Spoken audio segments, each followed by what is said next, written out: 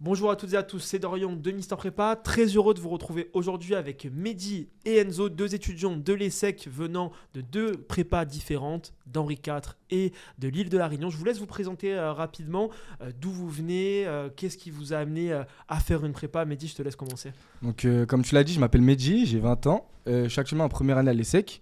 Je fais ma classe préparatoire au lycée Henri IV. Donc, avant ça, j'étais au lycée Janson de Sailly. Et donc, comment je suis venu aller au lycée Henri IV en prépa. Ça a été un long cheminement.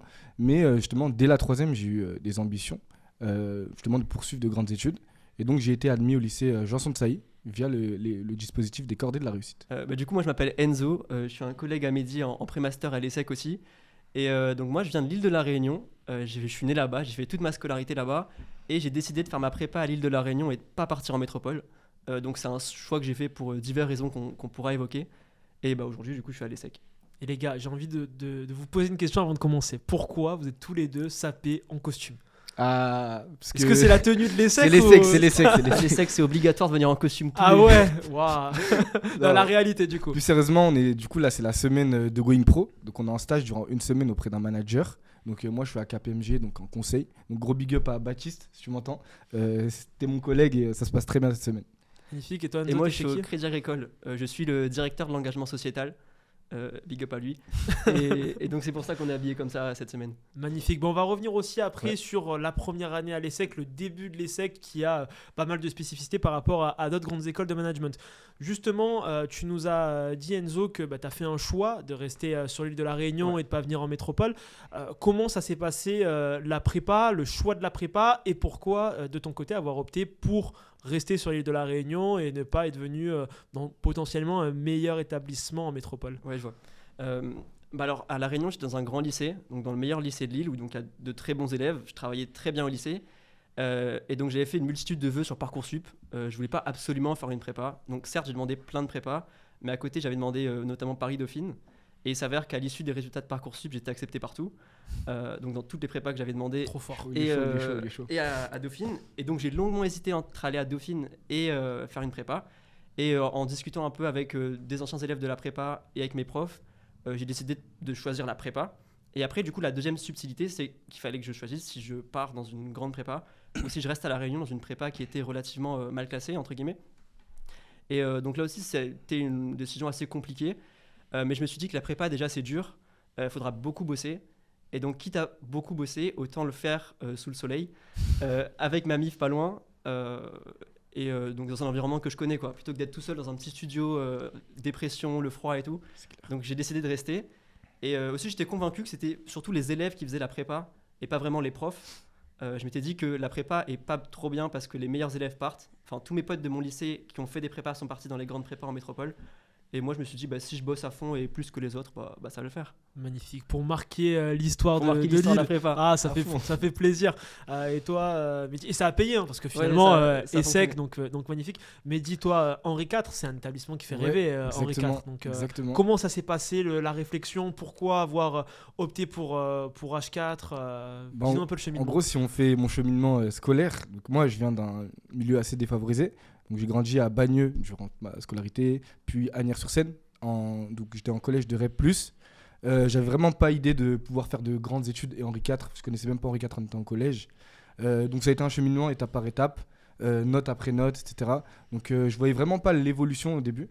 Et puis en étant justement en terminale où j'étais l'un des meilleurs de ma classe, j'ai inscrit Henri IV sur Parcoursup. J'avais plusieurs possibilités. J'ai demandé que des prépas donc publics et avec ESH, donc en éco. J'ai pas demandé de Géopo. Et donc j'avais le choix entre Janson et Henri IV. Donc j'ai voulu découvrir autre chose. C'est comme un peu le Real Madrid, ça se refuse pas. Donc Belle ref. Henri IV, ça se refuse pas, voilà. Magnifique, ça fait plaisir. J'ai envie de revenir sur la première année parce qu'il y a des étudiants qui nous regardent. Désolé pour les deuxième années, les cubes, on va y arriver très rapidement. Mais pour les étudiants de première année, les lycéens, les terminales qui nous regardent, comment ça se passe cette intégration en prépa pour vous ? Revenir un petit peu sur cette première année et aussi à quel moment vous avez eu ce fameux déclic qu'on a, cette claque qu'on a en arrivant en prépa. Donc Mehdi, si tu veux introduire après Enzo. Ma transition entre Janson et Henri IV a été beaucoup plus difficile que ce que je pensais. Déjà, dans un premier temps, je pensais que j'allais être parmi les meilleurs de ma prépa, en étant très très bon dans un lycée du 16e arrondissement, etc. Mais c'était un peu la douche froide, dans le sens où dans de nombreuses matières, j'étais vraiment à la ramasse. En anglais, la prof d'anglais pourra le remarquer. En maths, ça va, j'étais assez bon, mais du coup, j'ai dû vraiment travailler. Donc le déclic s'est fait très très tard. Donc je pense fin de première année. Ce déclic, il s'est fait très tard. Et donc, en gros, j'ai failli être un peu exclu de cette prépa, donc Henri IV, en fin de première année. Et ça m'a vraiment fait un choc. Et donc, j'ai dit à la proviseure, donc encore un big up à elle, que justement, j'allais travailler d'arrache-pied pour pouvoir passer en deuxième année. Et puis, un gros facteur qui a été pour moi l'un des facteurs d'échec en quelque sorte en première année, c'était le fait que je faisais la navette entre Asnières et Henri IV tous les jours. Donc, j'ai pas du tout demandé d'internat sur Parcoursup parce que je pensais justement que ça allait être facile, etc. Et c'était l'une des plus grandes erreurs que j'ai eues. Parce que la distance, c'était quoi entre C'était donc c'était 1h10, 1h20. Donc, je prenais la 13 jusqu'à Duroc et ensuite je prenais la 10. Donc, et étant situé à Asnières-Gennevilliers-les-Courtiers, c'est très très. Enfin, en gros, il y a des problèmes sur la 13 tout le temps. Donc, j'en ai vécu un petit peu. Ouais, ça fait quasiment 2h30 de transport tous les jours. Par jour, ouais. Et moi, je pensais justement que j'allais bosser dans les transports et tout, mais c'est impossible. Pas, ouais. Exactement. Donc, c'est début de deuxième année que j'ai eu ce déclic-là. Après, le déclic, il n'a pas été pareil, enfin identique dans toutes les matières. En maths, il l'a été. Mais dans d'autres matières, j'étais un peu inconstant. Et je pense qu'il ne faut pas se baser sur les inconstances. Il faut plus viser au long terme. Donc, un petit message au prépa. Ne vous basez pas sur vos sentiments à l'instant T. Vraiment, visez le long terme. C'est important. Voilà. Il faut avoir l'objectif des concours. Et ouais. c'est ça. Et tout peut se passer, peu importe l'état à l'instant T. Ça peut être sur un chapitre comme un autre. Donc, il faut essayer de viser large. Magnifique. Enzo, le déclic sur l'île au soleil alors? Bah, moi déjà j'avais pas 2h30 de transport, j'habitais juste en face de ma prépa. Genre ma mère avait un appart juste en face. Donc, en face. genre, là tout ça. Genre je traversais le trottoir et j'étais dans ma prépa quoi. J'avais 1 heure de perm, je pouvais rentrer, donc j'étais super bien à ce niveau-là. Et non, le déclic, je m'étais mis à beaucoup travailler dès la première. Et encore plus en terminale. Première année. La classe de première, ouais, okay, au bac de français. Ouais. Parce qu'avant je foutais vraiment rien en classe. J'avais juste des facilités mais je travaillais pas plus que ça. Et donc dès la première j'ai beaucoup travaillé. En terminale j'ai charbonné. Et j'ai eu l'occasion de faire une journée d'intégration en gros, partir voir comment ça se passe en prépa. Donc j'avais une petite idée vite fait. Et donc non, arrivé en prépa, ça se passait bien. Après moi c'est pas du tout comme si j'arrivais à Henri IV. J'arrivais dans une prépa avec mon meilleur pote, on était 2. Et le niveau était pas du tout le même. Donc vu que je venais d'un bon lycée et que personne venait de mon lycée à part mon meilleur pote, il y avait un vrai écart de niveau déjà à ce niveau-là. Par contre j'avais une vraie appréhension au niveau des maths, parce que moi j'ai fait maths complémentaires. Et donc j'ai failli pas prendre prépa pour ça. Parce que tout le monde me disait ouais tu vas te manger 10 heures de maths, ça va être dur, en maths complémentaires ça va être impossible, surtout si tu veux les parisiennes. Mais au final on revoit tout le programme de maths en début de première année. Peut-être ce qu'on fait pas dans les grosses prépas, je sais pas. Si quand même un petit peu. Bah, en tout cas nous on revoit tout parce que pas tout le monde a les bases. Donc ça m'a permis de rattraper le retard dès le début. Et non au final ça s'est fait plutôt bien. Moi j'avais un vrai problème à pas être premier. C'est-à-dire, comment expliquer ça ? J'ai choisi ma prépa en sorte pour être le meilleur, c'est-à-dire que si je savais que si j'allais à Henri IV et que j'étais dernier, même si je savais que j'étais pas mauvais, ça allait te démotiver. Moi je suis plus motivé en étant le meilleur dans une classe moyenne qu'en étant dernier dans une très bonne classe. Donc à ce niveau-là j'étais plutôt bien. Et non, la première année s'est bien passée et la deuxième encore mieux. Et mes ambitions ont changé au fil des années. C'est-à-dire que j'arrivais en première année, j'avais pas trop d'idées de ce que c'était les parisiennes. Je connaissais HEC, les SEC, le SCP, mais je savais pas le niveau d'engagement qu'il fallait y mettre. Donc je me disais, ouais, si j'ai le top 5, ça va. Arrivé en fin de première année, j'ai dit, je veux le top 3. Arrivé en deuxième année, j'ai dit, je veux HEC. Et donc voilà, ça a évolué progressivement avec les notes. Magnifique. Pour les maths, plateforme 100% gratuite, Prépa Plus, on vous incite à y aller, c'est la plateforme de Ministère Prépa, il y a tout le programme, Math Appli, Math Appro, pour les premières, les deuxièmes années, les ECT, on vous oublie pas également, il y a plus d'une 50aine d'articles, donc on vous met tous les liens en description, n'hésitez pas à y aller, voilà, branchez-vous, merci Mehdi pour la passe D, digne d'Iniesta, j'allais dire un joueur du Real Madrid. J'allais dire, voilà, Valverde, je préfère, c'est un joueur du Real comme ça. Allez. Magnifique. Tu disais justement, Mehdi, que tu as eu ce déclic tard, fin de première année, et justement, question pour vous tous les deux, comment on travaille sur la période de l'été entre la première et la deuxième année? Il y a 2 mois, voire 3 mois pour certains établissements, c'est un moment qui est charnière pour les étudiants. Donc comment on se met au travail et comment on arrive à optimiser cet été pour justement passer le step, la vitesse supérieure et bien aborder la deuxième année? Donc moi, j'y allais vraiment très progressivement. Donc en juillet, j'ai fait tout mon mois en vacances. Enfin, en gros, j'étais en vacances pendant un mois. Donc ce que je faisais, c'est que je bossais vraiment les langues parce que j'étais pas du tout bon, en tout cas à la hauteur des concours. Donc je bossais tous les jours un peu de langue. J'avais pas, enfin en fait, moi ma particularité, c'est que je bossais sans ordi. C'est-à-dire que mon ordi était cassé durant toute la prépa, je peux pas en acheter. Du coup, bah tout était sur feuille. Enfin, vraiment, j'ai galéré. Du coup, j'avais tout mon classeur et donc je révisais tous les jours un petit peu. Fallait pas perdre les feuilles là. Exactement, des termes de vocabulaire, etc. Et puis en août, j'ai commencé à bosser des annales de maths parce que je savais que c'était le moment, enfin la matière où il fallait vraiment bosser à fond et vraiment il n'y a pas de secret en maths. Donc on va dire tous les 2-3 jours, je faisais une annale ou je revoyais l'annale que j'avais faite avant. Donc c'était ça. Et puis en écho, je regardais des vidéos la plupart du temps et enfin sur des sujets qu'on a vus en première année où je revoyais des corrigés. Donc c'était vraiment très progressif pour pas me plomber dès le début de la deuxième année. Donc vraiment très progressif. Et la CG, la synthèse du coup? La CG synthèse, j'ai commencé à préparer la thématique de la violence parce que c'est un thème qui m'intéresse beaucoup, enfin qui m'a toujours intéressé, etc. Donc je regardais des films, je sais pas, The Shining, je l'avais déjà vu avant, donc on l'a revu en prépa, et même des thématiques un peu, des références un peu actuelles sur la violence, donc j'en voyais souvent, mais pas de manière très approfondie en fait. Ok, ouais. Surtout basé sur ça. les matières, les langues et les maths, l'éco, mais surtout les matières, langue et maths, où finalement en fait la note qu'on va avoir au concours, on peut un peu la pré-shot, dépend de notre travail. Ouais. Enzo, pour toi? Moi, une fois de plus, c'était encore très différent. C'est-à-dire que je savais c'est bien, que, c'est riche. Je savais que pendant la transition entre la première et la deuxième année, il fallait s'y mettre. Parce que surtout venant de la Réunion, moi le vrai problème, c'est que j'avais pas conscience de mon niveau comparativement au reste de la France. C'est-à-dire que dans ma prépa, tu peux avoir 18 parce que t'es major, mais t'es major dans une classe qui est entre guillemets moyenne. T'es pas major. Est-ce que mon 18 à La Réunion vaut le 18 à H4? C'était ça la question que je me posais dans toutes les matières et que les étudiants continuent de se poser aujourd'hui et me posent à moi. Et donc à ce niveau-là, je savais qu'il fallait que je travaille beaucoup et que je travaille plus que les autres. Et le problème, c'est que pendant ces vacances, vu que j'étais major de ma classe, il y a le groupe GBH, donc c'est un groupe à La Réunion, qui proposait aux majors de chaque prépa de mon lycée de venir faire un stage chez eux d'1 mois et en échange ils leur payaient un voyage en Afrique du Sud.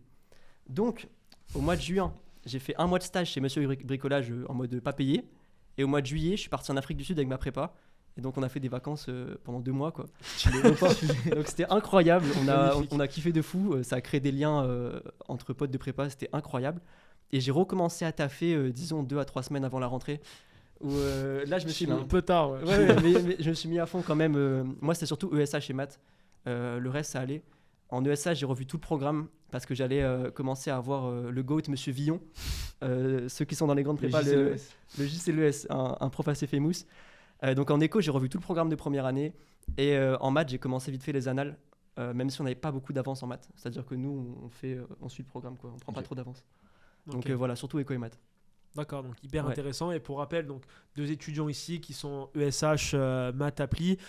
Donc vous pouvez vous identifier. On sait que il y a 4 possibilités: ESH maths appli, ESH maths pro, AGG maths appli et AGG maths pro. Question suivante qu'on avait notée, qu'on avait préparée, que les étudiants nous posent, c'est les notes. C'était quoi les notes en prépa pour des étudiants qui ont ensuite intégré l'ESSEC? Donc question que je vous pose, c'est comment ont évolué vos notes en prépa, donc c'est-à-dire entre la première et la deuxième année? Est-ce qu'il y avait des variables plus ou moins importantes, des inconstances comme tu le disais Mehdi, et les conseils que vous avez à donner sur les matières fortes où vous avez une bonne maîtrise durant la prépa? Enzo, si tu veux commencer.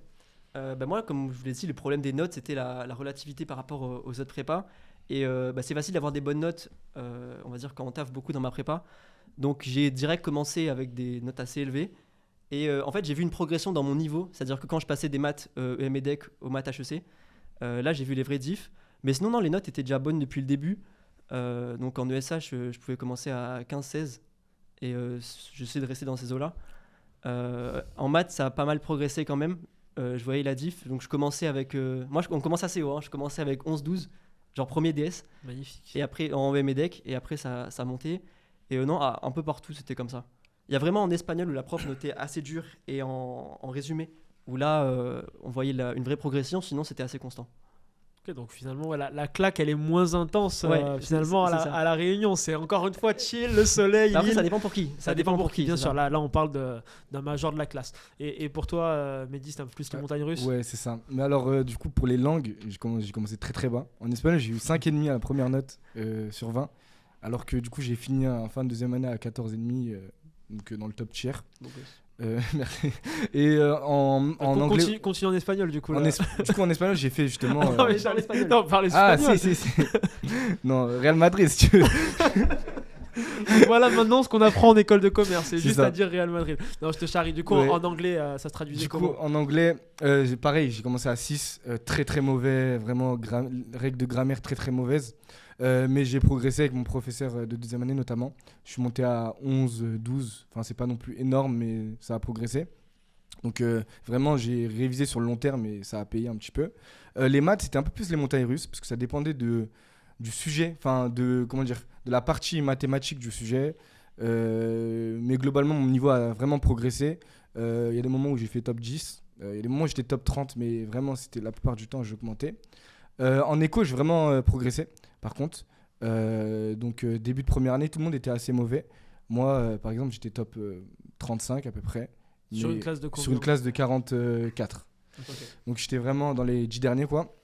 Et puis, j'ai pu progresser, non pas en termes de notes, parce qu'il y a des moments où j'analysais, enfin, j'avais des moins bonnes notes, mais c'était plus dans l'analyse du sujet, pardon, où je voyais que je progressais dans la manière de rédiger, etc. Donc, ça a progressé. Et surtout en philo, par contre. C'est là où vraiment j'ai progressé.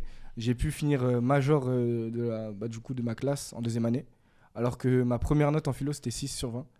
Après, le major majorait à 14, mais du coup, j'ai pu majorer en deuxième année. Magnifique. Ouais. Et en termes de conseils d'enseignement, est-ce qu'il y a 2-3 conseils par matière, par-ci, par-là, à dropper pour les étudiants qui nous regardent justement, des enseignements tirés qui sont pertinents, qui veut commencer?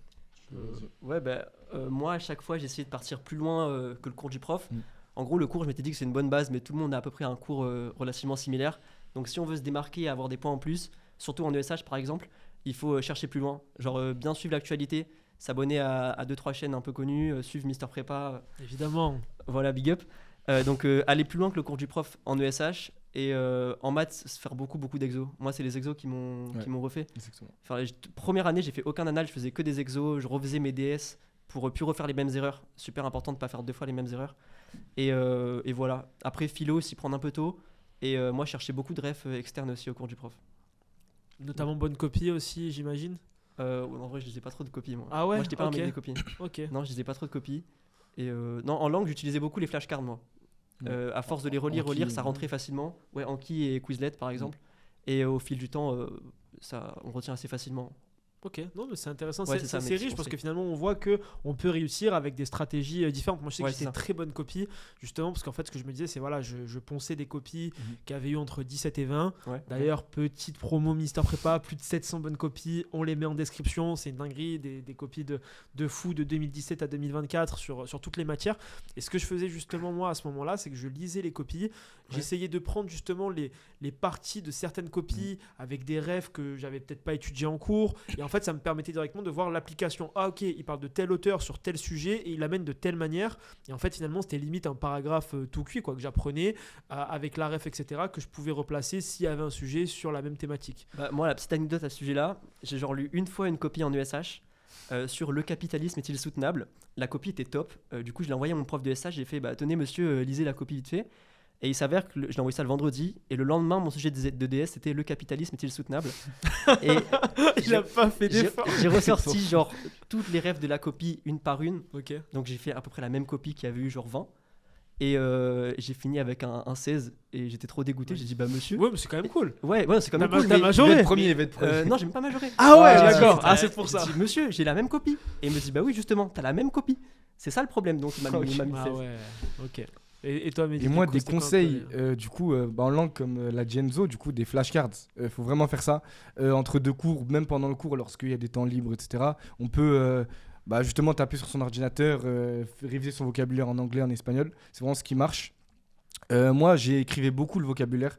Donc, nous, en deuxième année en anglais, on avait vraiment toutes les semaines des tests de vocabulaire. Donc, il fallait apprendre un vocabulaire thématique. Donc moi j'apprenais vraiment beaucoup à l'écriture, mémoire d'écriture et visuel. Pour les maths, donc comme la Genzo, des annales, dès la première année, en gros, Henri IV, on a un peu cette culture-là des manuels. Joulac, pour pas le nommer, c'est un manuel très très important en maths, donc on l'utilisait vraiment souvent. Ça permettait d'avoir le cours et les exos appliqués justement, par exemple EM Lyon 2016, des annales vraiment très précis. Et puis, par exemple, en éco, moi ce que je faisais, c'est que je lisais les bonnes copies, mais surtout je regardais des vidéos qui vulgarisaient un peu les termes économiques ou des débats sur tel ou tel sujet, sur tel ou tel auteur. Ça permettait vraiment de comprendre. Si je comprenais pas un cours, etc., ça permettait de vraiment déchiffrer tout le panorama économique, toute l'histoire économique, donc c'était très important pour moi. Et puis en philo, j'étais très pragmatique sur ce thème-là. En gros, ce que je faisais, c'est que j'apprenais les phrases types du prof, donc la manière dont il amenait ses théories, du coup les auteurs, etc. Je les écrivais. Et donc pour moi, c'était une trame justement pour rédiger mes dissertations. Et donc, à force de faire ça, j'ai pu rédiger des beaux paragraphes. J'ai pu aussi avoir le temps de rédiger durant mes dissertes, parce qu'au début, je n'avais pas vraiment le temps de rédiger. Donc, vraiment, j'avais tout un script déjà pré-rédigé. Il me suffisait juste d'apprendre les refs. Et pour apprendre les refs, donc je fichais ce que le prof disait. Mais j'analysais beaucoup d'œuvres via ChatGPT. Donc, je faisais des résumés, puis je les analysais moi-même pour avoir justement des citations, etc. Donc, j'essayais vraiment d'être hybride en philo notamment. Ok, hyper riche, hyper intéressant. On approche vers les concours. Ouais. On a cette période de révision. Est-ce que vous avez un planning? Comment on s'organise à quelques semaines, à quelques jours de l'échéance des concours? Un planning. Je sais pas, je peux commencer? Non, c'est bon. Vas-y, commence. Ouais, le planning c'était important pour moi. C'est-à-dire ne pas partir un peu à l'aveugle, mais avoir une trame bien précise. Donc en gros, avant chaque vacances, j'établissais un planning. En mode, ok, j'ai 2 semaines de vacances, je vais travailler tous les jours sauf tel jour. Et mes heures étaient millimétrées, quoi. Je disais, ok, ce matin, je fais, maths EM 2018. Après, j'enchaîne en faisant 1 heure de Quizlet d'anglais. J'ai 1 heure pour manger. Et après, je tape jusqu'à 23h en faisant 2 chapitres d'éco. Et le soir, vu que j'aimais bien la philo, je me reposais en faisant de la philo. Et donc, tout était bien cadré. Je savais quoi faire quel jour dans chaque matière. Ok, hyper ficelé. Tout ficelé de A à Z. Okay, magnifique. Moi, sur le papier, tout a été planifié, etc. Mais rien n'a été respecté. Parce que vraiment, j'étais très fatigué à ce moment-là. Donc, je prenais vraiment beaucoup de temps. Enfin, je me reposais vraiment. Donc, ce que je faisais, c'est que le matin, donc je me levais assez tôt quand même. Je bossais les maths. Je faisais à chaque fois, tous les matins, des maths, donc 3 heures ou 4 heures. Je faisais une annale. Puis après, je mangeais, je dormais, donc 2 heures. Vraiment, j'ai beaucoup dormi durant les révisions. Et puis ensuite, j'ai bossé l'éco, parce que du coup, c'était important de bosser l'éco, quoi. J'ai bossé 2 heures à 3 heures chaque jour, l'éco. Et puis la philo, je faisais 1 heure à 2 heures. Et entre-temps, je faisais un peu d'anglais par-ci par-là lorsque les maths me saoulaient ou bien l'éco me saoulait. Donc il y a 2 méthodes, il y a 2 écoles, soit le repos, soit le travail à fond. Mais les deux ne sont pas compatibles. Les deux convergent vers l'ESSEC, ça fait plaisir. Exactement. Et donc on arrive au concours. Alors les concours, ça s'est passé comment? Si on peut se replonger au moment des concours, lorsque vous découvrez les sujets, est-ce qu'il y a du stress, il n'y a pas de stress, est-ce qu'on est content, pas content? Voilà, retour un petit peu sur ça. Et aussi les centres d'examen, vous les avez passés où vos concours? Moi je l'ai passé à domicile, dans la maison à Henri IV. Moi j'ai pas du tout été perturbé par le lieu, enfin j'étais habitué, c'était la salle de DS, celle où j'étais toutes les semaines. Donc durant cette semaine j'étais assez fatigué, j'avais pas assez dormi, mais du coup j'ai dû être très concentré lors de l'ouverture des... Donc t'as pas passé Cricom, directement la BCE? Ouais, donc j'ai passé seulement la BCE. Donc première épreuve assez classique, donc philo et DEC et SEC, sujet assez classique. Le jour d'après, du coup c'était je crois philo HEC EM Lyon. Je pense que c'est le sujet qui a perturbé le plus de monde. C'était, je crois, Sois sage, homme à violence. Ouais. Dès que j'ai vu le sujet, j'ai rigolé pendant 5 minutes et je regardais les gens à côté de moi, beaucoup de gens d'H4. Donc vraiment, il fallait se mettre dedans directement. J'ai eu du mal, mais après j'ai eu 10 à la fin, mais fallait se mettre dedans, quoi. L'éco, ça a été assez classique, je crois, à l'ESCP. C'était sur la mondialisation, donc un sujet assez simple. Tandis qu'à HEC, c'était... Encore HEC très très difficile, un sujet sur la politique pourquoi publique. Et comment évaluer les politiques monétaires. Exactement, publiques. Pourquoi et comment évaluer les politiques publiques. Un sujet qui a jeté beaucoup d'encre, très difficile. Donc vraiment, fallait fallait s'y mettre. Peut-être il y avait un moment ou 2 moments où on n'était pas concentré, mais faut juste se dire que c'est le moment où il faut performer et il faut oublier tous les problèmes du sujet. Voilà. Et pour Ouais, toi, ouais. tu l'as passé où toi Moi, je l'ai passé dans mon lycée aussi. Ok, magnifique. Le seul petit changement, c'est qu'on avait 2 heures de décalage. Donc en gros, nous on faisait 10h, 14h. Donc, Ah oui, c'est ouais, plus pour 2 heures à la ouais, réunion. plus c'est 2 ça, ouais. donc petit décalage horaire, mais en vrai 2 heures ça, Et après, ça, tu ça le finis, fait. tu finis tard du coup le soir. Et après on faisait 16-20 je crois. Ok. Je crois, quelque chose comme ça. Donc petit décalage mais pas si perturbant que ça. Et non en soi, ouais, un peu comme Mehdi pareil. Ouais. Les sujets d'HEC assez perturbants. Le soissage homme-violence, on s'est tous regardé bizarre sur le déco. Maths pour HEC aussi, assez perturbant, mais mes profs m'avaient déjà prévenu en avance, ils m'ont dit tu restes jusqu'à la fin, tu te bats pour la petite question qui peut tout changer. Bien Et ils sûr. m'ont dit tu verras, au fil du temps, les élèves vont quitter la salle et ça va te motiver. Et c'est vrai parce qu'à HEC, on voyait que déjà au bout d'1 heure, il y en a qui rendaient les copies, au bout de 2 heures, 3 heures, et toi tu restais, tu continues à trouver des questions. Même les 10 dernières minutes avant la fin, j'ai gratté une dernière question. Et donc voilà, pour les maths, faut tout donner, faut pas lâcher. Et non, sinon au global, tout s'est plutôt bien passé. Pas eu de moment où vous avez eu une baisse de motivation, vous vous êtes dit non, purée, j'ai pas réussi, etc. S'il y a des moments de frustration où, par exemple, je crois en philo HEC, j'ai pas eu le temps de bien finir mon plan, etc. Et je crois qu'il était, on avait passé déjà 1h20, donc il fallait vraiment rédiger très rapidement. Donc là, c'était un petit moment de faiblesse et de frustration, mais justement, après, on se dit directement que c'est le moment, il faut tout donner, et voilà. Et Non, ça mais, revient. Pour se mettre un peu dans l'ambiance, moi j'avais fait écrit-com pour m'entraîner. Donc pour avoir un petit rythme déjà avant. J'étais bien dans mes révisions, j'avais du temps. Donc j'ai fait une semaine d'écrit-com. Et heureusement parce que genre premier soir, gros mal de crâne tellement mon cerveau avait chauffé. Mais au moins ça m'a entraîné, ça m'a mis dans le rythme. Et j'étais prêt pour la BCE. Donc après tout s'est plus ou moins bien déroulé. Ok, magnifique. Une anecdote, un fait marquant qui s'est passé pendant ces concours. Vas-y, moi j'en ai une. Apparemment, d'après les dires des différents élèves, il y a une fille qui a triché dans la classe pendant le concours. Elle avait genre un stylo traducteur. C'est-à-dire qu'elle était au fond avec un big stylo comme ça, assez visible. Ok. Et elle le passait sur le texte et apparemment elle pouvait avoir la traduction. Donc elle s'est fait choper, mais les surveillants étaient top. Ils ont dérangé personne, on n'a rien remarqué. C'est une fois que le concours était terminé qu'ils nous ont expliqué ce qui s'était passé. Ok. Mais voilà Wow. la petite anecdote. What the fuck. Ouais. Ok, c'est fou. Toi, Mehdi, à Et quel cas moi, c'est passé petite anecdote, du coup, toute la semaine, j'étais très fatigué, j'ai pas pu dormir. J'ai dormi 2 à 3 heures par nuit. Et autre anecdote, je suis arrivé 5 minutes en retard à l'épreuve ESH HEC. Donc la surveillante a failli pas m'accepter, mais du coup, j'ai quand même quand même composé. Ouais, gros coup de stress. Mais quand gros même, coup de là. stress, j'ai dû courir, j'étais KO, 2 heures de sommeil dans le sang. Bref. Moi j'ai une autre anecdote. Ouais, vas-y. En fait, vas-y. je dis qu'il y a un décalage. Surenchérie. Je dis qu'il y a un décalage horaire entre la Réunion et la métropole. Ouais. Et donc sur les convoques, faut qu'on fasse très attention Ah à oui, l'heure. pas se tromper. Parce Ah ouais. qu'on sait jamais quand c'est heure métropole ou heure de la Réunion.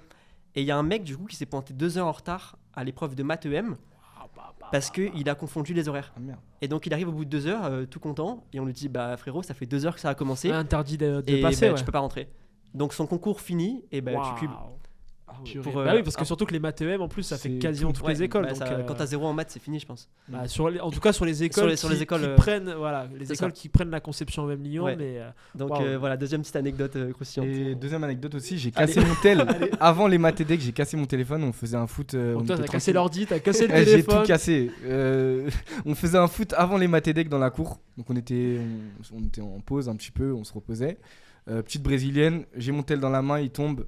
Du coup, j'arrive un peu en retard en maths EDEC parce que je devais charger mon téléphone. Et du coup, finalement, il était cassé. J'avais vraiment la haine. Et je suis parti 1 heure avant au maths EDEC parce que ça m'avait saoulé. Genre, je pensais à mon téléphone. Là, j'étais pas bien du tout. Ok, le respect au Non, mais maths je EDEC. stresse. Alors que c'est une épreuve hyper importante. Ouais, hein, c'est maths EDEC. mais c'est ça. Non, mais j'étais assez bon au maths EDEC. Donc ça allait. Et ensuite, donc il y a la période de révision, mais avant de parler de la période de révision pour les épreuves orales, ça s'est passé comment en termes de notes finalement dans les différentes épreuves? C'est quoi les notes où vous avez vraiment surperformé au moment de consulter les résultats d'admissibilité? Moi, assez surpris au global, parce que j'étais très bon en philo toute l'année. J'avais vraiment des super notes. Et donc, j'étais très confiant en philo. J'avais appris genre 50 ref. J'étais très calé en philo. Et en sortant du sujet, soit sage, homme à violence, j'étais en mode putain, les gars, j'ai fait le banger de l'année. Je vais voir mes profs. J'ai dit, les gars, j'ai fait une folie au concours. Et à l'inverse, les maths, les ESH HEC, j'étais très très dubitatif. Ouais. J'étais en mode ok, je peux avoir 15 comme avoir 7. Parce que le sujet était assez touchy. Et il s'avère qu'à HEC, j'ai eu 12 en philo. Donc, bon, un peu Banger. en deçà de ce à quoi je m'attendais. Et ESH HEC, j'ai eu 17. Donc, comme quoi, il faut pas se fier vraiment à leurs premières impressions. Et du coup, l'inverse de ce à quoi je m'attendais. Et sinon, au global, j'étais vraiment gaze en maths, relativement au niveau global des gens. Dans ma classe, j'étais bon, mais je savais que j'étais pas le GOAT. Et je voulais avoir 10, donc au final, j'ai eu genre 11 et 13 en maths 1, maths 2, donc correct. Et tout le reste, j'ai géré. Ok, bon, ça c'est cool. Et du coup, admissible jusqu'à HEC. Admissible jusqu'à HEC, ouais. Magnifique. Et pour toi, Mehdi, moi, pas HEC. Pas HEC malheureusement, hein, mais ESSEC supérieur à HEC. Et du coup, pour ce qui est de mes notes, pareil comme Enzo, en gros, je pensais que j'allais avoir une très très bonne note en philo HEC, banger, etc. J'ai eu 10 parce que, enfin, je sais pas pourquoi, mais grosse désillusion. C'était pourtant une matière assez forte. Philo ESSEC, j'ai eu 18, donc je pense que c'est ça qui m'a vraiment poussé pour aller à l'ESSEC, en termes d'admissibilité. Les maths, j'étais assez moyen, du coup c'était un peu les montagnes russes tout au long de l'année. J'ai fini par avoir 15 au maths 1, maths 2, mais c'était carrément en dessous de la moyenne de ma classe, 17 à H4, bon, ça m'a choqué, truc de fou. Et puis en anglais, en langue, en anglais j'ai fini par avoir 9, grosse désillusion, parce que je pensais que j'allais avoir une assez bonne note. Sauf que le sujet m'avait un peu perturbé, c'était quoi? C'était les Big Pharma et, Big Pharma, ouais. et le American Dream. L'opium. Exactement. L'opioïde. L'opioid Ouais, crisis. Et en espagnol, note assez moyenne. Je pensais que j'allais avoir beaucoup mieux. J'ai eu 12 alors que j'avais 14 de moyenne toute l'année. Et l'ESH, j'ai eu d'assez bonnes notes. Donc 14 à HEC, 16 à l'ESCP. Et donc voilà, des notes assez moyennes en quelque sorte. Mais une note en philo qui m'a vraiment poussé vers le haut. Qui t'a permis d'être admissible C'est ça. à l'ESSEC. C'est quoi justement votre réaction lorsque vous voyez justement les résultats d'admissibilité, vous voyez que vous êtes admissible ou non admissible à HEC. Ouais. Je te charrie, j'étais pas admissible à HEC, je l'avais pas présenté à mon époque non plus, donc je peux pas dire. Mais donc c'est quoi la réaction qu'on a quand on voit les résultats? Moi, assez grosse surprise, hein, parce que ma prépa, d'habitude, les majorants de ma prépa intègrent l'EM ou les DEC. Et on discutait déjà en classe, hein. En fait, on était deux très bons dans ma classe. Il y avait moi et mon meilleur pote. Et donc, c'était bien parce qu'on se challengeait toute l'année. C'est bien d'avoir une petite pression, ça stimule pas mal. On avait une très bonne promo, donc on se tirait tous vers le haut. Et donc, on discutait en classe avec nos profs. C'est quand les derniers qui ont eu HEC? Il s'avère que c'était en 2012, je crois. Les SEC, il n'y en a jamais eu. Et le SCP, c'était il y a très longtemps aussi. Et même mon prof de maths, je me rappelle en première année, quand je lui parlais des maths HEC, il me disait rêve pas trop, c'est trop dur, tu pourras pas.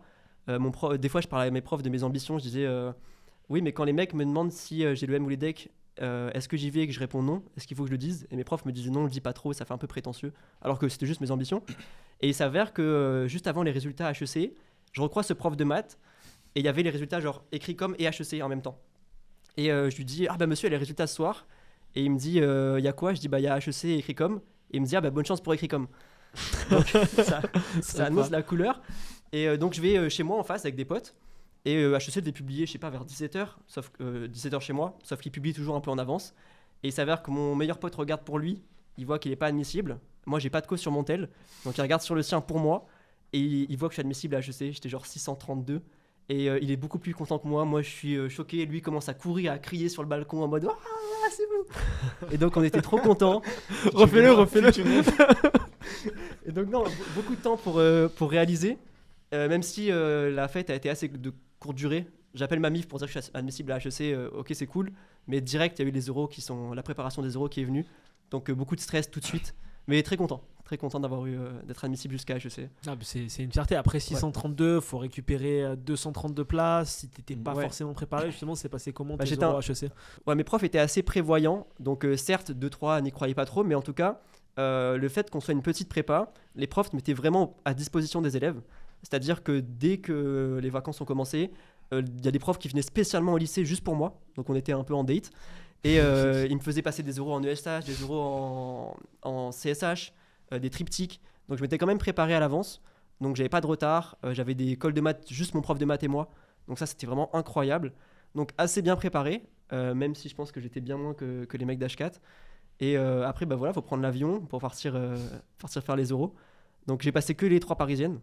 Parce que je m'étais dit, j'ai les 3, quand même, bête de foirer les 3, je vais en avoir au moins une. Et donc je commence par l'ESCP. Donc j'arrive dans un appart à Paris, je connais pas du tout Paris. Faut que je me repère avec le métro, je connais pas le métro. Heureusement, j'arrive à l'heure. Je vois la Tour Eiffel, j'ai jamais vu. Non, mais du coup, je connaissais pas trop l'environnement, mais ça va, le SCP s'est plutôt bien passé. Même si j'ai bégayé de fou en anglais, c'était genre mon premier oral, c'était infâme, mais le reste s'est bien déroulé. En fait, pas tant que ça, non. Parce que, non, en ESH, j'ai eu des jurys horribles. Donc, pour vous qui allez passer les oraux, faut être assez prêt. C'est-à-dire qu'on a 2 jurys en ESH à l'ESCP. Et il y en avait un qui était vraiment cool, le jury assez chill, et l'autre qui était infâme, genre le cliché du jury horrible. C'est-à-dire que le mec, je parle, il souffle, il va sur son téléphone, il se lève, il va regarder les trucs à la fenêtre. Il revient, il me pose des questions horribles. C'est à toi qu'on parle. Il vient me voir, il me pose des questions, il fait tu sais pas ça ? Comment ça se fait que tu connais pas ça ? Donc, alors qu'au final j'ai une note pas si horrible, hein. Mais voilà, faut rester de marbre. Ouais, en fait, il teste quoi. Il teste. Il faut pas être déstabilisé là-dessus. Mais au global, ça se passe bien. Et après, je passe les autres oraux. HEC, on passe 3 jours sur le campus. Donc je me suis fait des potes là-bas, c'était incroyable les oraux, mais extrêmement stressant. Le réseau, c'est bien, c'est smart. Je connais des mecs à HEC maintenant. Mais non, c'est cool mais stressant à la fois. Parce que genre tu découvres le campus, il y a des petites soirées sympas. Mais tous les jours tu te manges 2 euros. Donc le matin tu te lèves, t'es stressé. Le midi t'es stressé. Le soir t'es stressé. Donc beaucoup de stress. Et pareil, moi, faudrait que je le raconte, mais il y a beaucoup de montagnes russes dans les euros à HEC. C'est-à-dire que ça commence bien. Je commence avec un triptyque plutôt pas mal. Mais il faut s'y préparer à l'avance parce que c'est pas un simple débat. Surtout que je suis passé avec le concepteur, donc un peu grosse pression. Donc le triptyque, ça va. Après, j'enchaîne avec l'anglais incroyable. Genre, je suis pas super bon en anglais, mais super bon feeling avec le jury. Ma strat, c'était de caler la réunion dans tous mes euros de langue. C'est-à-dire que si j'arrive à parler de la réunion, je savais que j'allais emmener le truc en mode pro vers un truc un peu plus perso et que j'allais amener le jury avec moi. Donc j'avais eu un truc sur les universités en Californie, aucun rapport, et je cale la réunion. Et au final, on rentre là-dessus, on rigole, trop bien. Et au milieu de mes euros, l'épreuve que je redoutais le plus, les maths, et je me suis fait déchirer. C'est-à-dire que j'ai eu un exo pas trop difficile, mais pendant le temps de préparation, c'était un truc où si tu réussis la question 1, pour faire les autres questions, il faut réussir la 1. Okay. Sauf que j'ai pas réussi la 1. Wow. J'ai passé 40 ans à trouver une racine évidente que j'ai pas trouvée. Et ça m'a bloqué pour genre tout l'exo. Et j'arrive devant le jury, je fais les gars, je suis désolé, mais j'ai pas réussi la question 1. Est-ce qu'on peut essayer de la faire ensemble ? Et du coup, on passe 10 minutes à faire la question 1. Je leur montre vite fait la fin que j'ai réussi à faire, mais pas convaincant. Donc au milieu des euros, je suis au fond du trou, dégoûté. J'appelle ma mère, elle me dit non, continue. Après, je passe la CHH, ça se passe bien. Et tout le reste, c'est plus ou moins bien passé. Mais du coup, maths, ça m'a fait foirer les euros. T'as eu combien en maths ? Et après, du coup, est-ce que t'as augmenté en termes de place ou t'as diminué ? J'ai gagné 30 places et j'ai eu 3 en maths. Ah ouais, donc les maths, pourtant, j'ai pas eu de mauvaises notes sinon. Genre, j'ai eu 13 en CHH, 12 en éco, 13 en anglais et 15 en espagnol. Donc des notes plutôt correctes. Mais ouais, les maths, ça m'a pas pardonné. Ça, c'est le coef qui est élevé. Ouais, donc, c'est ça. Et à l'ESSEC, on va y revenir juste après. Toi Mehdi, comment tu as appréhendé justement ces oraux ? Donc moi, j'avais un peu l'espoir d'être admissible à HEC. Mon niveau faisait que je pouvais avoir HEC, mais je me faisais un espoir, mais je me disais si j'ai pas HEC, c'est pas grave, j'aurais peut-être l'ESSEC ou le SCP. Mais justement vient le jour des admissibilités. 2 heures avant, du coup, je joue au foot avec encore toutes les personnes qui ont avec un nouveau téléphone. Le foot. Avec un nouveau téléphone. Avec toutes les personnes qui auront HEC juste après, donc ils parlent un peu, et je leur dis vous aurez HEC les gars, ils me disent non, enfin essayez d'être modeste, etc. Et moi je rentrais dans leur délire, sauf que du coup 2 heures après, je suis au CDI, je dors parce que je savais pas que c'était à ce moment-là les. Donc tu dors, tu dors foot au CDI, exactement. On me réveille et on me dit qu'il y a les résultats HEC. Et donc très fatigué, j'allume mon téléphone, je vois 1800e. Wow. Là c'est la chute totale. Mais juste avant de regarder mes résultats, je regarde celle d'une pote qui était je crois à 19e. Donc je me suis dit allez, je serais peut-être 800e ou je sais pas, je vois 1800. Donc je là ça te fait flipper pour les autres matières. Exactement, pour les autres 1800, je me dis j'ai même pas schéma, j'ai rien du tout. Parce que j'avais pas de recul, je savais pas quel était le dernier admis dans telle ou telle école. Donc je descends, je vais dans mon internat, donc qui est justement dans le lycée. Vraiment limite, j'étais vraiment trop triste. Je parlais à personne, etc. Alors que je parlais vraiment à tout le monde en Henri IV. Et les mecs ils voient que j'étais pas pas dans mon assiette. Donc je rentre, je dors justement parce que vraiment j'étais vraiment pas bien. Je vais voir tout le monde qui me console un petit peu, qui me disent t'inquiète, t'auras peut-être le SCP, les secs et tout ça. Moi j'étais vraiment un pessimiste, alarmiste, hein. Je me dis que j'allais cuber. Et le lendemain, je suis sur mon lit, téléphone et tout. Je reçois un mail, ESSEC, vous êtes admissible. Je me dis what the fuck, c'est pas une erreur. Il y a plein de médias et tout. Je me suis dit peut-être c'est pas moi. Et après du coup il y a tout le monde qui m'envoie un message, donc toutes les gens de ma classe, en disant oui t'es admissible et tout nanana. Je vais dans la cour, il y a le prof de maths, donc monsieur Wouters, gros big up, qui sort de la fenêtre, enfin c'était la pause, et il vient avec toutes les premières années, donc tous les bisous, pour me dire bravo Mehdi et tout ça, alors que juste été admissible à l'ESSEC. En gros j'étais un peu leur poulain. Donc vraiment ça me fait trop plaisir, enfin limite j'avais les larmes aux yeux parce que du coup ça a été un peu l'accomplissement, Magnifique. mais c'était quand même le début du chemin et qu'il fallait quand même travailler. Donc admissible à l'ESSEC mais pas admissible à l'ESCP. Donc ouais. Ah oui, parce que du coup t'as j'ai foiré la philo, c'est ça. HEC. Et du coup ça t'a coûté. Ça m'a tué d'accord. HEC et SEC. T'as eu 10? HEC ou ESCP Oui, pardon. T'as eu 10, ça va? J'ai eu 10 mais Et ça a pas suffi. en écho. Et en écho Ah non mais j'ai eu l'écho 16. l'écho c'était pour les parisiennes et après non peut-être que c'était. C'est la philo seulement il me Et semble. les langues, ça va? Langue j'ai eu 9 et Ouais. 12. Ouais, peut-être les langues. Donc ouais t'as pas HEC, t'as pas le SCP. Du coup qu'est-ce qui t'a fait foirer Du coup c'est Des je écoles. pense du coup la philo HEC et ESCP. HEC ouais, EM Lyon et ESCP ouais exactement, j'ai eu 10. Donc je pense que ça a été la note un peu éliminatoire. Et du coup en vrai ça a été un mal pour un bien parce que je me suis dit qu'il fallait juste bosser les entretiens, les langues, parce qu'à l'ESCP il faut savoir que en maths appliquées faut bosser l'éco ou la géopo, alors qu'à l'ESSEC il y a juste les entretiens ou bien les langues. Donc je me suis dit qu'il fallait juste bosser ça et le test psychotechnique. psycho, et le test psychotechnique, je le bossais donc avec tous mes collègues, mais je regardais surtout des vidéos. Enfin, je faisais pas beaucoup de pratique, d'anal, ouais. etc. C'était plus des vidéos de logique, etc. Donc c'était assez amusant pour moi de le faire. C'était pas vraiment une charge de travail. Et ça s'est passé compliqué. comment justement le test psychotechnique, les Ouais. oraux à l'ESSEC? Test psychotechnique, donc on arrive tous à l'ESSEC, vraiment masse monde, on est quoi? On est 800, on est tous dispatchés dans des salles. Moi j'étais dans le gymnase principal. Donc on voit vraiment le nombre de gens. Moi j'étais à côté de quelqu'un qui a HEC maintenant. Je lui ai demandé ouais t'es admissible combienième? Il me dit 7ème. Ça m'a fait peur. Je lui ai dit ok vas-y bon courage Après frérot. c'est cool parce que le mec entre guillemets il va pas te gratter une place à l'ESSEC. Ouais t'as la pression, le mec il te met la pression là. Donc il me met la pression 7ème à HEC, mais du coup je me mets quand même je reste dans ma bulle, je fais mon truc et tout. Je vois que le sujet est très difficile. Je sais pas si toi c'était pareil, mais l'épreuve, je sais plus c'était quoi, géométrique avec les figures horrible, géométriques, horrible. j'avais jamais vu ça de ma vie. Test de singe quoi, en gros, fallait vraiment, je sais pas, ça sortait d'où les réponses, mais jusqu'à maintenant je sais toujours pas résoudre les questions. Surprenant. Mais j'ai surtout réussi le français moi perso. C'est des questions un peu de logique, enfin d'orthographe, de grammaire et tout. Donc voilà. Vous avez combien au test psychotechnique et toi ça s'est passé comment Enzo?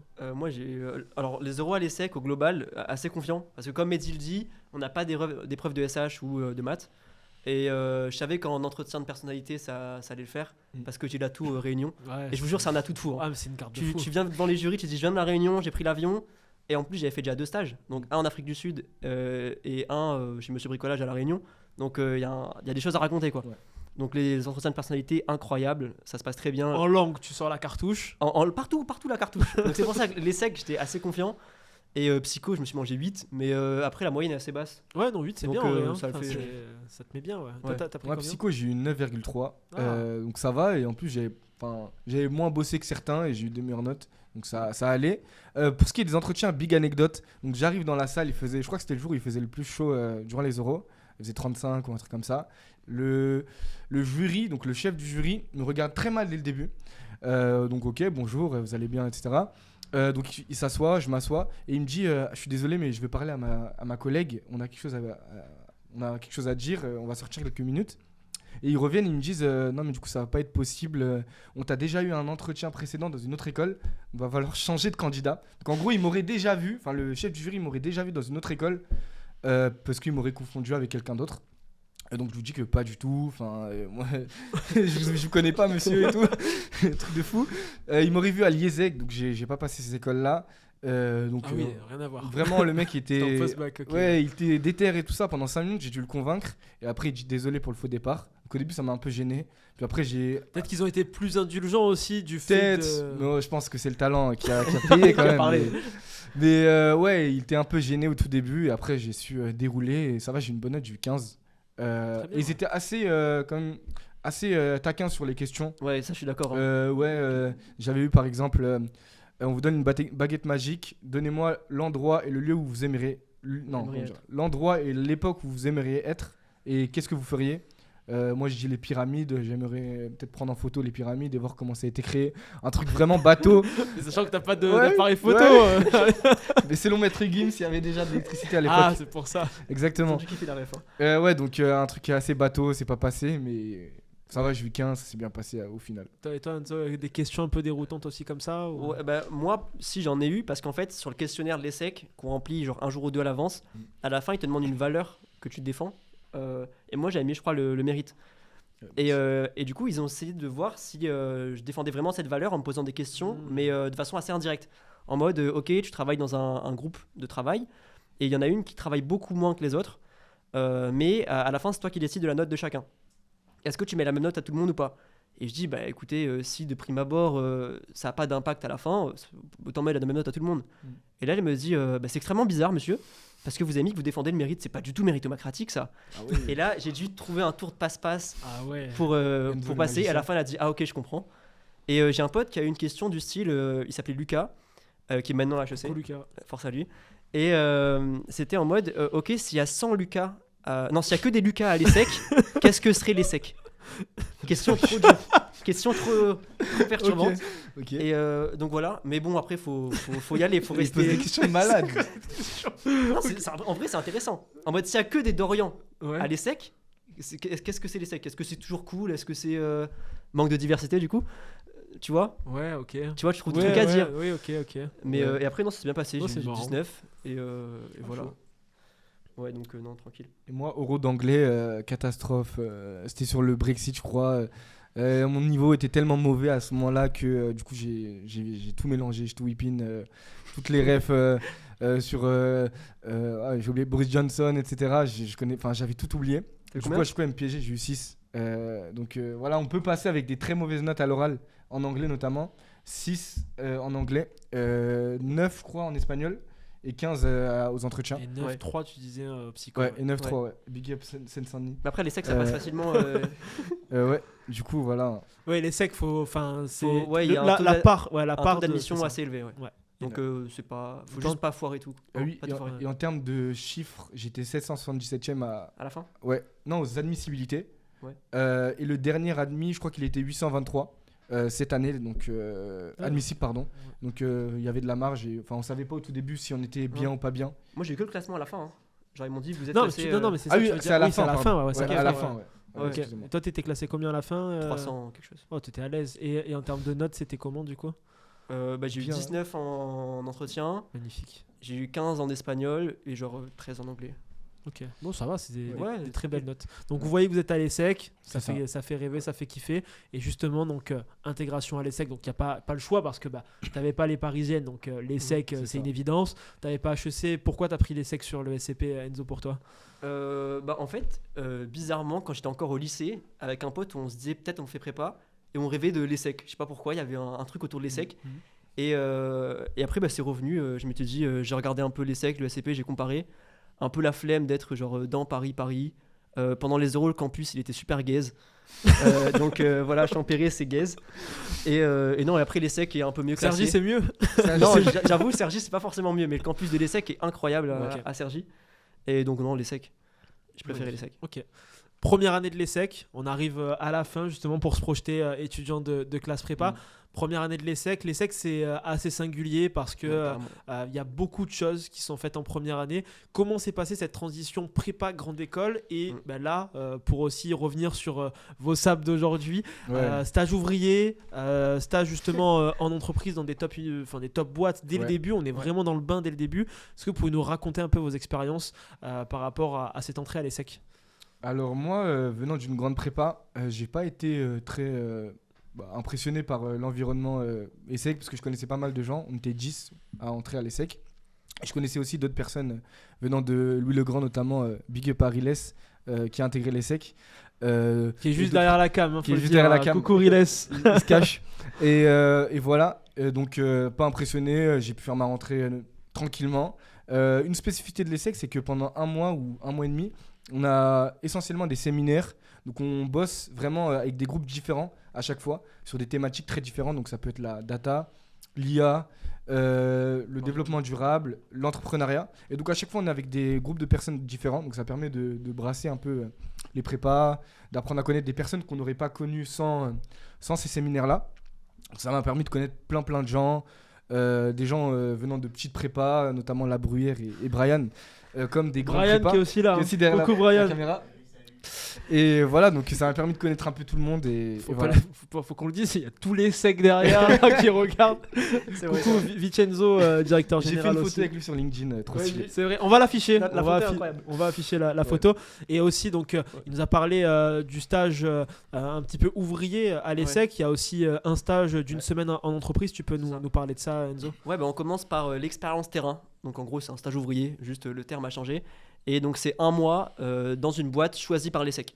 Donc en gros, pour éviter qu'on aille chez tonton faire un stage où on fait rien, l'ESSEC choisit au préalable les boîtes. On a Monsieur Carninon, un gros beau gosse charismatique qui se rend dans les boîtes pour discuter avec eux des différents enjeux de l'expérience. Et après, nous, on a on doit choisir 3 vœux, ou peut-être 5, je sais plus. Ouais. Et on postule là où on veut partir. Et moi, j'ai eu l'occasion de rentrer à La Réunion faire mon stage ouvrier. Il y a une boîte disponible, c'est la Banque Alimentaire. Et donc, je suis rentré à La Réunion et pendant 1 mois, on est du coup ouvrier. On travaille dans la boîte, on découvre le monde du travail. C'était sympa. J'avais des transpalettes. Je Non, rangeais... mais ça permet de voir le concret un peu. C'est ça, bien, on voit le concret, c'était super intéressant. On travaille avec des gens super sympas aussi. Donc non, c'était vraiment cool. Et après, on enchaîne avec l'expérience Going Pro. Donc pour voir l'inverse, on passe de l'ouvrier au manager, où là, pendant 1 semaine, on doit suivre un manager. On est son ombre, en gros.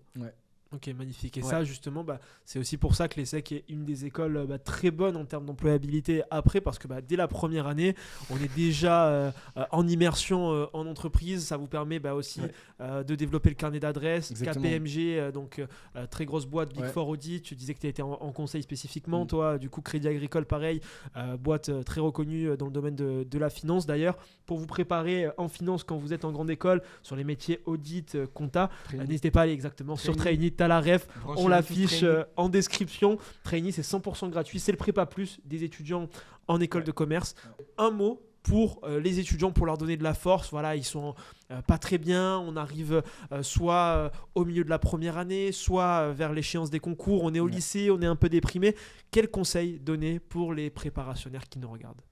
Moi, j'ai envie de vous dire, en vrai, lâchez rien. Peu importe d'où vous venez, peu importe de la prépa dans laquelle vous êtes. Si vous travaillez et que vous mettez les efforts qu'il faut, il n'y a aucune raison pour que vous n'atteigniez pas vos objectifs. Donc, lâchez rien. Lâchez rien. Et aussi, dites-vous que la prépa, c'est pas non plus que du travail. Enfin, il y a du travail, mais il y a aussi un bien-être au sein de la prépa. Vraiment, c'est pas que individuel. Essayez de participer au mieux au travail collectif, essayez d'apprendre des autres. C'est très très important en prépa. Et oui, lâchez rien, bien sûr. Vous venez d'une prépa mauvaise, enfin d'une moyenne prépa, petite prépa, une grande prépa. Donc voilà, lâchez rien. Magnifique. Merci à tous les deux d'avoir accepté cette plaisir. interview. Super. À souligner aussi Mehdi, Enzo, rédacteur Mister Prépa. Donc vous pouvez retrouver leurs pépites, leurs articles directement et leurs bonnes copies. Désolé aussi sur le site de Mister Prépa. Tout est en description. N'hésitez pas à vous abonner, liker, lâcher un commentaire si ce n'est pas déjà fait. Et on se retrouve très vite sur Mister Prépa. Merci beaucoup.